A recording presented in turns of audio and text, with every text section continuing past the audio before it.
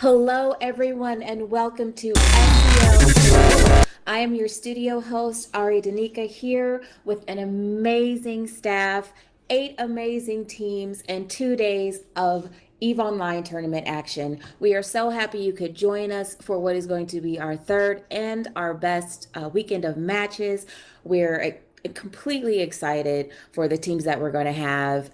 Before we get started, a couple of thank yous. First and foremost, a huge thank you to CCP Fozzie, the man who has been helping us on the CCP side of things, getting all this together.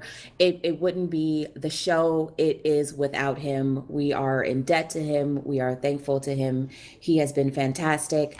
I'd like to introduce those with me I have in the studio today. First and foremost, the Scott you all know and love, the man with those dulcet, sexy, rolling tones, Seldarine. How are you doing, man?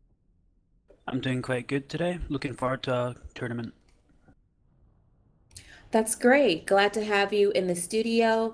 Along with him, we have our fresh new baby face of a commentator, but you know him. He is the man that brought you such hits as the Hellcat and other cat themed fleet doctrines.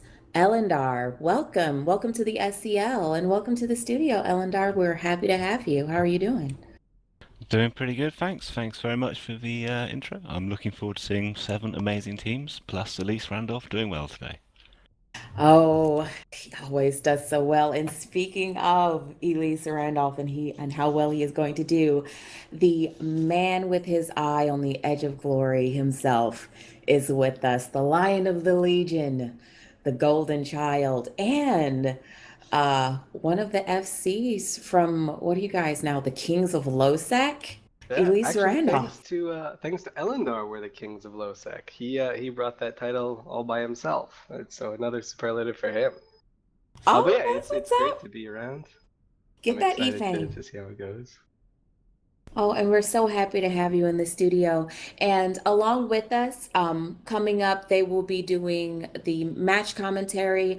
Bacchanalian and Brent, Apathetic Brent, will be doing our studio commentary. And also a big thank you to our behind the scenes guys, Ben Booley, who was our team wrangler, Sarui and Sakura, who are doing our chat room moderation. And of course, our friends over at SomerBlink. Our sponsors, cannot forget about our sponsors. Our main sponsor is SomerBlink. Grammar Nazi will be joining us a little bit later on the broadcast. Not only are they sponsoring prizes for our teams, but they are also sponsoring prizes for you, our viewers. So we will be doing our trivia and we will be doing other prize giveaways. And we have some fantastic giveaways for today, just to let you know what you could win just by watching Syndicate Competitive League 3. We will be giving away a Kruger and a Shimu, a Hematos, and a Balgorn. So we have some pretty nice prizes for you all lined up. I hope you're excited. Now, we have these matches coming up, and we are on the Sissy Test server, as most of you all should know. And a patch just went through this week that is going to change battleships. It's also going to add in Navy battle cruisers. So, what do you guys think about these changes coming up so suddenly in the meta? I think it's going to be really interesting to see how the teams play. I mean, the battleship changes are huge, and since this is a very early stage of the balancing process, I think a few of them might actually be horribly imbalanced.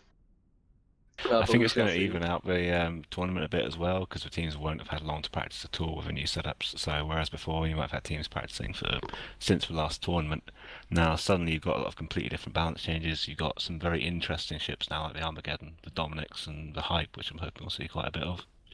Yeah, SCL3 Yeah, also changed a few other rules. They made it so they changed to tweak the points a little bit to make things more even. So the E-War frigates are a few more points. The EAFs are a few 1 point less. Some other tweaks, and they also limited the number of large energy transfers. So hopefully that'll reduce the amount of like super tanky teams that we'll see.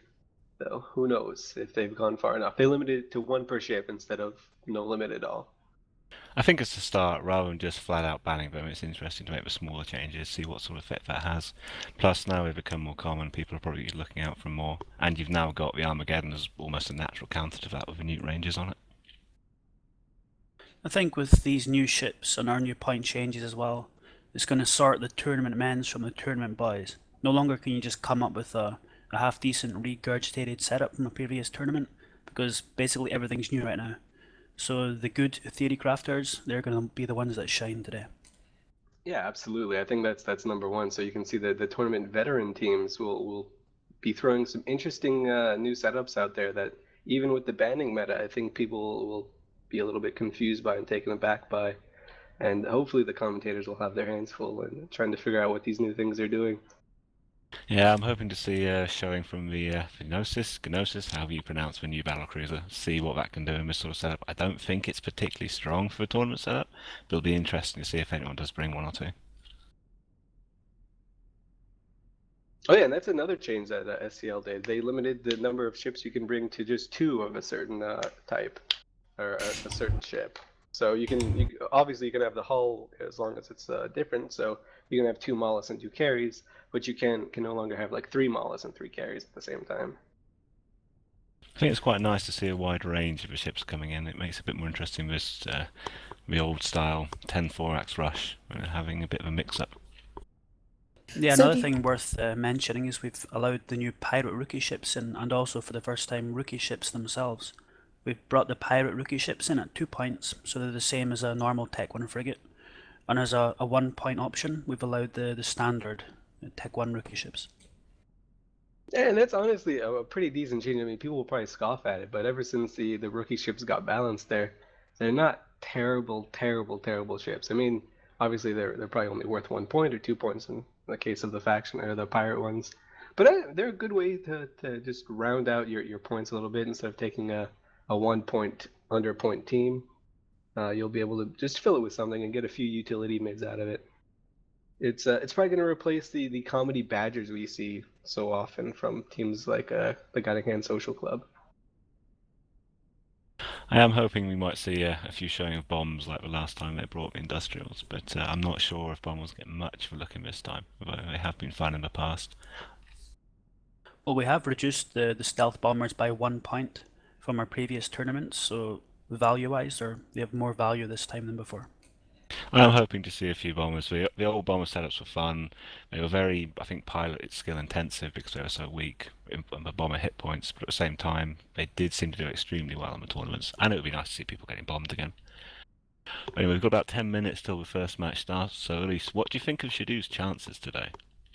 I don't know. It's the first time that Shadoo's doing anything tournament related for quite a while. I think AT7 was the last time he flew in one. This will be his first time kind of being in the armchair of it. And he faces arguably the hardest team that's not a PL team in his first round. I forget what they call themselves, but it's essentially the Hydra team or parts of the Hydra team. So he's got his work cut out for him. I don't know how well he's going to do. It's a best of 3, so it's not going to be one and done. I think it'll be competitive. I think it'll go all 3 rounds. And I don't know. I think Shadoo is going to make it. He's been doing quite a few testing, and he seems pretty confident. But again, it's his first time in a tournament setting in quite a while, so he's no stranger to it. Now, it is worth mentioning that Shadoo's team, PLB Lose, did not have the standard entry into the Syndicate Competitive League 3 tournament. They bought out their spot by offering 20 billion ISK to Black Legion to take their spot and entered the contest. And this happened shortly after FanFest, the FanFest tournament. Now, Elise, you were in the tournament, you were in the finals along with our own Bacchanalian and Namamai. Congratulations to both of them as being on the winning team along with Heart SP. What got into Shadoo? And he was doing commentary. So what got into him to want to buy that spot? I don't know. I think he just saw it and he saw this as a good opportunity. He got interested in it from a commentating perspective, and I know he just wanted to give it a go and see how he wanted to do it. He was tired of, I don't know, I guess he was tired of making fun of us for losing, even though we haven't really been losing that much. But he Do you likes think he making wants fun to of show you us. how it's done? Maybe he wants to show us how it's done. Maybe he just wants to say, "Hey guys, this is how it goes." Or maybe he just wants to see how hard it is for himself. I don't know. But I So I mean, it's had very heard a interesting. rumor at one point that after the testing, I don't know, about a few days in, you guys were up on his team by something like 35-2. Yeah, we in testing we kind of split up. We didn't tell each other what we are gonna fly, and we just tried to recreate the tournament setting as best as we could. And at the beginning, we dunked him pretty hard, and it was pretty brutal. And he kept getting a little bit disheartened because he figured we were like gaming our setups or something, or cheating in some way. But as soon as he got his sea legs under him, I think I don't know. His team is going to be on par with the most competitive teams out there for sure. So you don't think he'll be setting Hydra Blue at the start of the match, then? He will probably not blue Hydra, although he might try. That might be his first instinct. But after that, once he gets in the spirit of things, I think he'll try and murder zone everything. Yeah, I think it's going to be some interesting matches. I'm hoping it'll go a 2-1 just to make it a bit more interesting. But yeah, I don't know which way I'd call this one to start with. Now they are Pandemic Belus are going up against Warlords of the Deep in the first match, and we actually have the bans for this round. So it has been reported that Warlords of the Deep have banned the Tengu and the Loki, and PL Belus have banned the Mollusk and the Gila. So quite interesting bans. We see T3s are a fear of the warlords, so they're banning those, and then Mollusk and Gila, so Ewar for the PL Blue. So what do you guys think about those bans?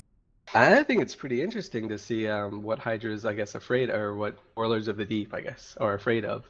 In SCL2, PL brought, or the PL main team brought it's what called the Tinker team, and you have basically two golems and or two Vargers, or just two of any shield battleship, and a logistics Tengu and a logistics Loki. And it's very hard to crack, especially with energy transfers, even though that's been a little bit eliminated. So it seems like Hydra or Warlords of the Deep are afraid of facing a setup like that, especially considering the new cruise missile changes. The new cruise missile changes are really interesting, and they're a viable weapon system, and especially in a tournament setting when cruise missiles can go out the entire arena. You really want to fear a setup that can just hang forever and hit you from wherever, because that's like the worst thing that you can see. I am hoping because of the changes we might see some more Widows. I do like the Widows, even though it didn't quite go as well as they could have for us in the last Alliance tournament. Yeah, yeah, indeed. I mean, in AT10, PL had a pretty cool Widow team that they had to show a little bit early, because they faced Darkside, which is one of the stronger teams in the tournament. So as a team, we had to show our hand a little bit too early, and ended up hurting us in the final. So we finished fourth instead of where we rightfully should have finished first. But no bad, no bad. But back to the bans. PL's banned the Mollusk, which is the damping frigate, and the Gila, which is the faction cruiser for the Garistas sort of race thing. And it's essentially just a drone boat with a whole bunch of utility maids and a really, really beefy tank. So It's I quite don't know interesting to too. see that it's pretty much the shield. It's almost all the ships you'd require for the shield Tinker setup have been removed there. But at the same time, with balance changes, stuff like the Dominics is extremely powerful. So I'm kind of surprised they went for the shield bans rather than the armor bans. It could be that there's the Warlords of the Deep strategy is to ban the shield ones and bring an armor one. I don't know. Also Without possible. Molluses, it's going to be very hard for them to have an effective kiting team, because the only bonus dams they'll be able to have will be carries, and you'll have two carries for 8 points total. And I don't know. I don't think you can get away with just two sets of bonus dams. Sorry, I mean 8 bonus dams.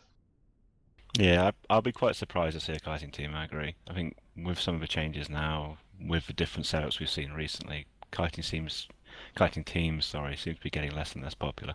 And they are so hard to fly as well. As at least May know the Edge of Glory can get involved. Yeah, when you get to the edge there, it's kind of tricky. Sometimes you get blinded by the lights a little bit, and you just want to see what's on the other side. Kind of like a moth to a flame, I Yeah. guess you could say. So, as you guys look at the bands, what is your pick for this first match coming up of the day? So, are you going for Warlords or are you going for PLB Lose? I think it's probably going to be two high damage close range setups. I think we might see something like the Vindicators again, possibly different ships because of the balance changes, but really high damage quick match, and it'll come down to first ship to die. I don't think we can call it at this point. Yeah, I don't know. I think it's people are going to be a little bit cagey on the first one because it is a best of three. So I think we're just going to see two really just standard setups from each team. Nothing too out of the box, nothing too imaginative. And I don't. It's a coin flip. I mean, Vindies are still an option. Cronoses are still an option. So I mean, you can get some high damage slugfest going on. These are still there. Simis are still there. So I mean, Minma Rush team is still on the table.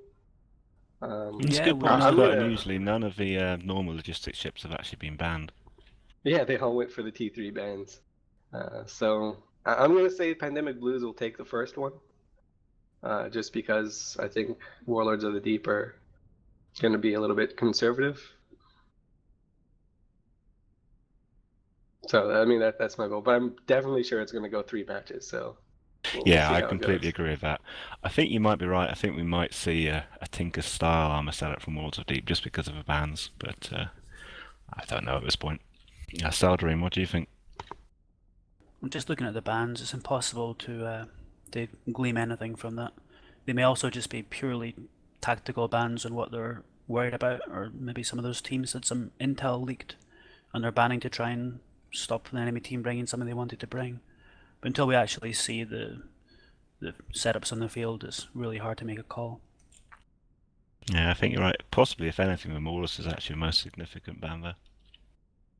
Yeah, I know we usually always do predictions at the beginning of the matches, but there's so many factors with the Odyssey changes launching and all of the ship changes to so many ships, the additions of the new ships and even our own rule changes. It's so hard to try and predict what's going to happen. And then all the teams were really strong or or have had a strong showing. I mean, I've heard rumors that Shadu was just picking the best of the best out of tournament teams and just kind of handpicking, his team. So who knows what they're bringing to the table? Plus, it's a totally new team. I mean, brand new team within weeks. So, I think they're going to bring good matches. I think we're going to see, like you guys said, 3 incredibly entertaining matches. The first one, they're totally going to be filling each other out, and then we'll start to see some serious competition as they start to go for the throat. Yeah, I'd say from the pandemic, be lose bans. That's maybe more indicative of something they're actually afraid of, because the Maulus, obviously the dampening. So that might indicate they're worried about their range being restricted through damps. Maybe they're not necessarily fast enough to get on top of something like a Maulus or get on top of an enemy team if they're being damped. So I'd say their bans give maybe a little bit more away than the Warlords bans. Possibly true. The Gila band's quite interesting because it's only really quite specific setups I've seen them used in, so I'm not sure if that is just a tactical ban or if it's just something they felt like they ought to get rid of. Possibly trying to avoid the Shield Tinker setups in a different way. Well, I mean, Shadu was at FanFest and he saw that the final team that Warlords of the Deep pulled at FanFest, like the core of that team, they did use a healer really, really well, and maybe they just don't want to see something like that come up against them. That's true as well. Talking of team selections, Shadu, I do believe, has got Tinking on his team, or Mount Saint Tinking as he is now known. And the pilot, he was slightly lambasted at the tournament for the occasional piloting error with his logistics. Yeah, mistakes are made, but I mean, I don't think he's super drunk and in Iceland, so I think he'll be okay.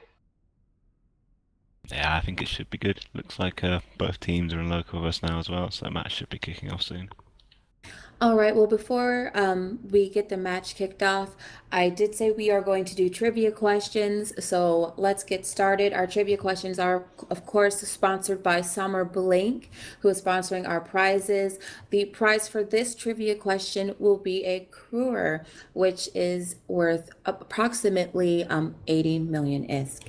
So what we're going to do for what you're going to do for your trivia is once I ask the question, you will send an you will send point zero 0.01 ISK to Surui, who is going to be in the SCL space chat in-game channel. And I'm going to give him a moment to X up in channel with his name. So that is Sururi is going to X up and get in the in-game channel SCL space chat. There's only 33 of you in channel, so you should all be making your way in-game and into that channel so you can participate. Let's see, and then Sakura is also going to be doing the trivia with us. I'm sorry, it's actually Miss Loot Goods. So I apologize. The name is actually Miss Loot Goods. Miss Loot Goods. Loot gods. Yes, Miss Loot Gods. Ugh.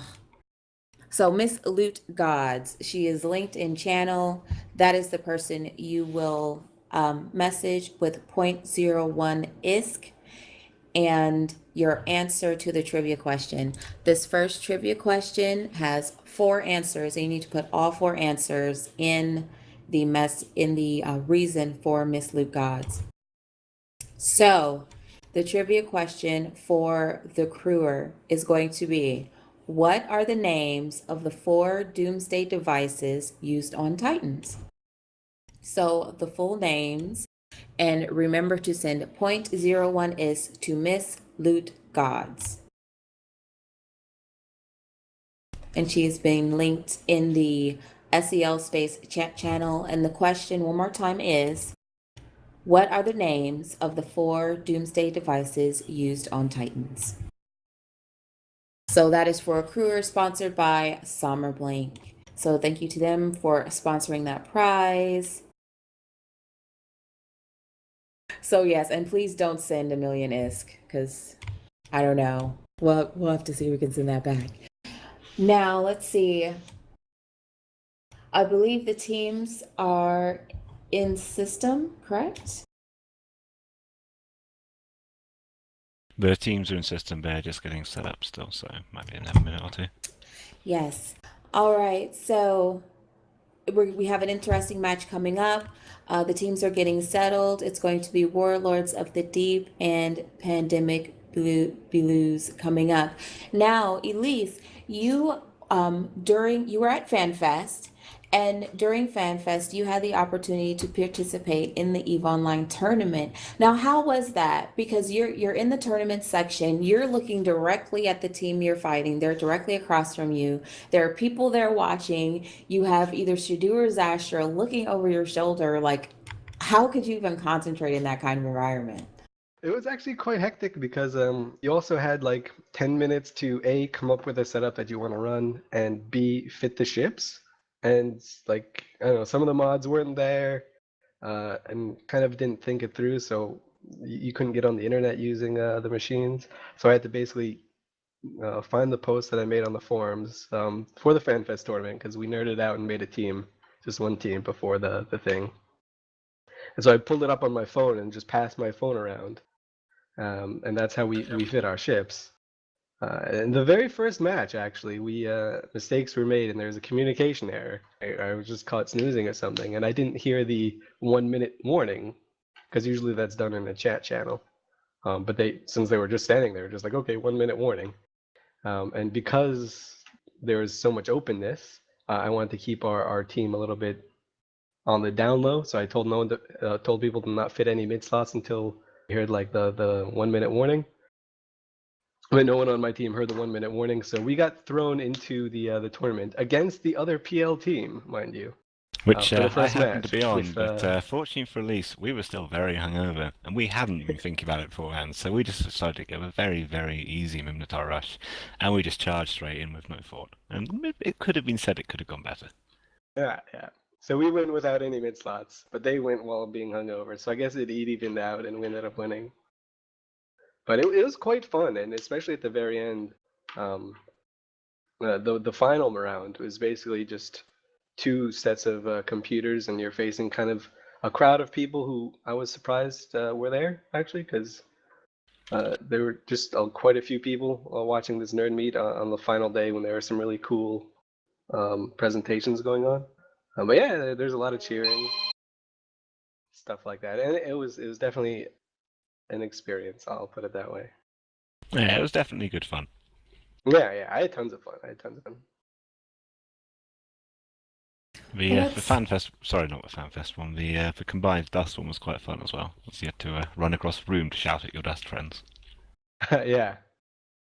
We also had a team in the combined Dust match, and we learned that PL is very terrible at Dust. Our Eve team was amazing, and the way it works is the Eve team kind of sets up the orbital bombardments. So if the Eve team wins, you get an orbital bombardment every 30 seconds. Unfortunately, our Dust team had no idea how to use the orbital bombardments, so they had an orbital bombardment queuing up every 30 seconds and then didn't really use it. In the second round, they used it and killed themselves. So. And then, unfortunately, the other people just use ruse Excellent. against them. So when they did use the orbital bombardment, they ended up just killing themselves with it. Yeah, Pretty they much, turned team killing on. So I mean, they killed one bad guy in it, but they also killed two friendlies. That's Suboptimal. There's a reason It our could have team gone better. lost. It was much like the old use of Doomsdays. Yes. But I mean, even if you're killing your own teammates, you're still doing it in a tournament in Iceland celebrating the 10th year anniversary of EVE Online. So suboptimal, yes, but your surroundings are absolutely amazing. Oh, it's Yeah. brilliant fun. I definitely recommend FanFest to absolutely anyone. I think there was 76 of us maybe, so probably more than any other group had, but it was fantastic to meet everyone, meet all the people you normally fly against, grab a beer with them, and it's great times. It's good to know people you fly with against normally as well, so have been your enemies in games, become your friends. Oh, I know, and I wish I could have gone, and it sold out. So with it selling out, I would imagine it was absolutely packed, right? Well, it was my first fan fest, so I really have nothing to compare to. But there were tons of dudes, and it was really cool. I think PL won fan fest. I mean, it's not a game, but if it was, we would have won. Just saying. And we had I don't know, somewhere around 70 to 80 people, which is just crazy to think of. Like there were some PL guys that I very rarely saw because there were just so many faces. And like Elendar was saying, it's kind of annoying because you hung out with some people that you usually fight against, and you kind of become friends with them, and you don't want to like kill them anymore. So like I hung out with a bunch of goons, and now I don't ever want to fight goons because they're too cool. Well, I don't know. They're too nice and too interesting. Yeah, and a lot of that has happened. Of course, the exact opposite has happened. And, recently the HBC has fallen apart due to that. Now, according to sources, was it Pro God Legend insulted Sword Dragon's girlfriend and said some kind of really rude real life Well, things. everyone was very drunk at the time, so no one's entirely sure what really happened. Yeah, it's kind of a muddled story, but Ward was declared is the end of the story. And everyone was like, no. And so unfortunately the HBC kind of fell apart. So you have one side of it where, everyone's getting together and there's a lot of camaraderie there. I mean, even when you watch the stream and talk to people, like everyone's having a great time. You had things like the the bar crawl, the dev bar crawl, which apparently was incredibly amazing and a lot of fun was had, and all these great events. But there is a bit of a seedy underbelly. But the amazing thing is that it affects the game. So who would have thought that just by this random meetup happening at FanFest, there's no longer this coalition in game. Yeah, and also some other little wars were declared that we'll see probably unfolding in the next week or two while at FanFest. And yeah, let's just say getting drunk in Iceland sometimes has consequences. It doesn't stay in Iceland, unlike Vegas. I don't think maybe it Yeah, I is. think it's Vegas. worked out pretty well for Eve. Yeah, no, it certainly did. I mean, it's the best thing that could have happened is, well, I don't know about coalitions breaking apart, but war happening and fights happening and reasons to shoot one another. Yeah, So pretty that'll much. be fun to see fold out. I mean, as a result, goons have moved a few of themselves, just like a little mini deployment over to Delve. Test is kind of getting a resurgence in activity since they have their own new leader that split off from HPC, and a lot of people were really happy about it. The former HPC, which I think they're calling themselves the Dinner Coalition now, is rejuvenated in their fighting against some guys in Esoteria and Stain, basically just crazy Russians. So it seems to have invigorated all of Eve just through a few offhand drunk remarks. So I'm quite excited to see how other parts begin to unfold. And Yeah, I can for just our part, we've confirm just. that Oh, sorry. we have the teams arriving on the beacon now, so it appears that our technical grid issues have been fixed. Cool stuff. Definitely going to be an interesting match, I can say that much. Oh, it's going to be a great match. And, you know, we apologize for the bit of the technical delays. Things will be getting underway shortly. I'm just waiting for the go ahead. As we do that, a quick reminder of the bans. Those were, let's see, the Warlords of the Deep banned the Tengu and the Loki, and Pandemic Legion Belouz banned the Malas and the Gila. So it will certainly be an interesting match. Cannot wait to see this first one go down. And again, we all just think it's going to be kind of just a feel out match, right? Well, I don't get to see the ships like everyone else does, but if I were to guess, my instincts would say it would be very very kind of cagey to start out with. Very conservative. I don't think we're going to see crazy setups. This is definitely going to be an interesting one. I reckon PL for this one, but I'm not sure. I can say one thing though, that after the bans from PL, what the Warlords have brought is very, very interesting. Yeah, I think it'll all come down to about the first 15 seconds or so. Oh god, I'm so on the edge of my seat, and I don't know what's going on. This is the worst. So we should probably start the thing. Well, in tournaments, nobody's seen anything like either of these teams before. All I don't really right. want to say anything more and take it away from the actual commentators at this point.